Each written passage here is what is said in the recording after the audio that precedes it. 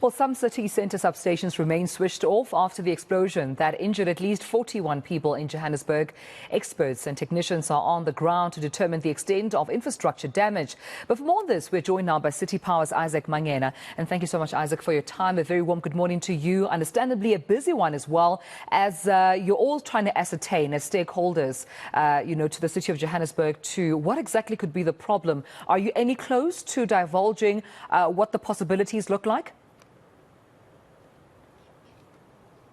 Thank you very much for having us. Good morning and good morning to the viewers. Yes, we are on site as City Power as part of the teams that are basically responding to this explosion because of our infrastructure is also involved in terms of the infrastructure that is underground, but also our substation, Bree substation, is a few steps away from the epicenter of this explosion, and as such, it has been switched off, isolated, so that to avoid any further risks of secondary explosions, and it will remain off until we're given a go-ahead by the emergency services. So currently our teams are on the ground. They are waiting basically to do those assessments to ensure that we can restore electricity. So as far as we are concerned, we will basically just wait for emergency services to basically give us a go-ahead before we can basically switch them on. Yeah. In terms of those cuts, those power cuts or electricity cuts due to this explosion, which streets, which areas have been affected?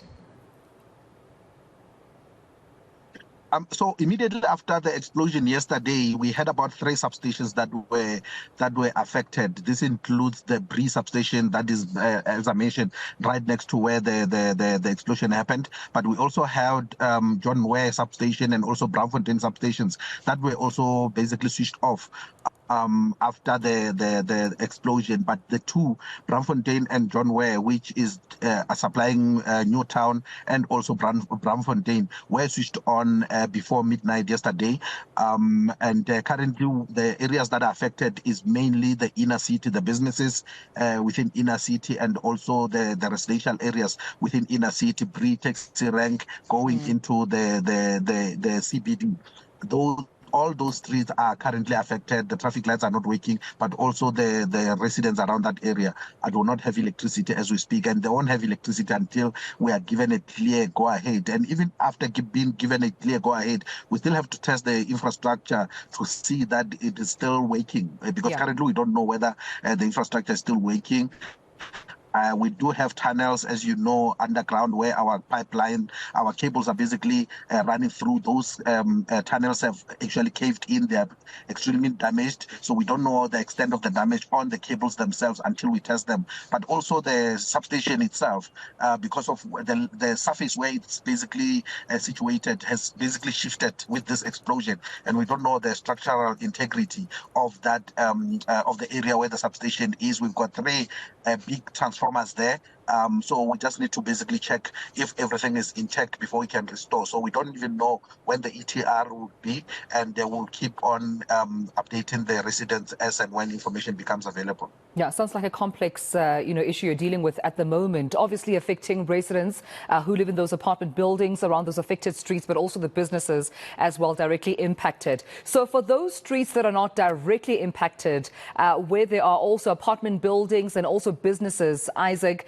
not necessarily on those streets that you've just stated to me now, but are nearby, are they safe in terms of using their appliances, expecting electricity, or can they expect, I don't know, secondary power cuts due to obviously the knock-on effect caused by this explosion on those directly affected streets and areas? At this stage, we don't anticipate that there will be any impact on the areas that are not supplied from Bree's substation.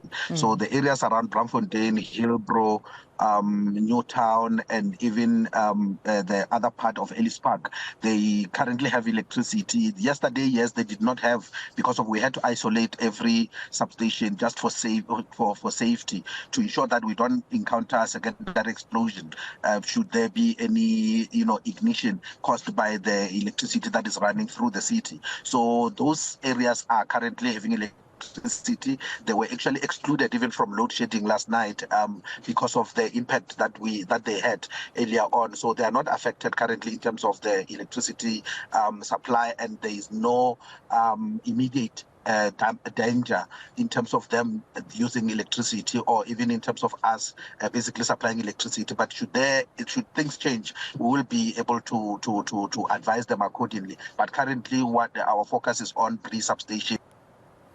Isaac, at this stage, although understandably it might be too early to associate, because you did say you are, still. Sorry, Isaac, you were saying?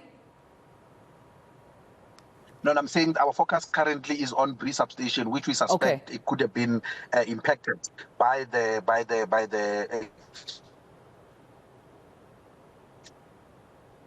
All right, Isaac, unfortunately, we couldn't get the last part there of your comment, but I have to ask you this in question, importantly, if you're still with me, Isaac Mangena from City Power, in terms of, the cost to the damage, in as much as you did ascertain that you're still investigating, of course, the damage in its entirety, are you able to perhaps give us a quantity or quantify how much this damage could cost City Power to fix up?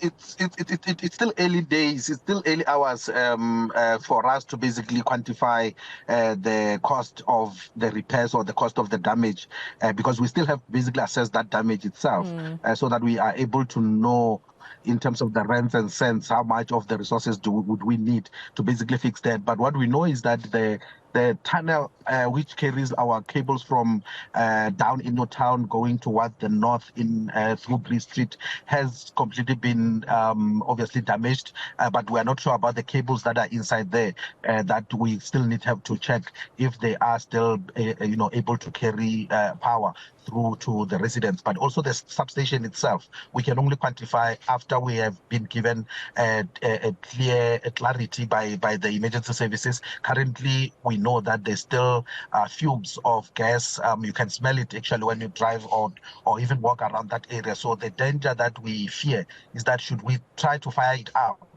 it might ignite and explode the area around that space. So until that is done, we cannot be able to basically even try to establish the extent of the damage to City Power infrastructure, and let alone the cost that we may have to incur in terms of the repairs. Yeah, so as City Power, do you also, reiterate the call from, law enforcement, Gauteng Police Commissioner, saying that residents need to please respect the call, that the areas and streets which are cordoned off, they should not make use of, because at this stage, while you're still trying to investigate what the possible cause of this explosion could be, it might still be dangerous for residents to either walk there, for motorists to drive past there, appealing to residents to please not make use of those roads because of those possibilities in terms of, secondary danger, or what you're trying to establish could be the problem, and what could be further problems in that regard.